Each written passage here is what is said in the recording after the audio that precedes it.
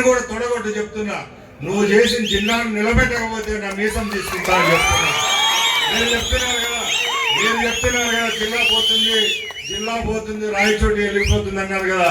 మీరు ఎక్కడైతే సోషల్ మీడియాలో జిల్లా పోతుంది అంటారు కదా, నేను తొడగొట్టి చెప్తున్నా, జిల్లా రాయచోటే ఉంటుంది. రాయచోటిని అన్ని విధాల అభివృద్ధి చేస్తామని నేను కూడా చెప్తున్నా.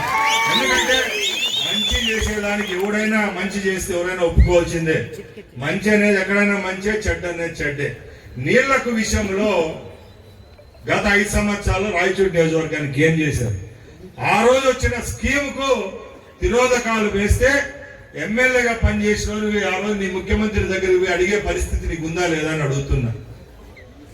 ఆ రోజు నువ్వు నిజంగా నీళ్లు ఇచ్చింటే ఈ రోజు ప్రభుత్వం ఏర్పాటైన తర్వాత పల్లెల్లో ఎక్కడికి పోయినాయి ఆ నీళ్లు? నువ్వు వేసిన బోర్లు ఎక్కడికి పోయినాయి? నువ్వు వేసిన పైప్ లైన్లు ఎక్కడికి పోయినాయి?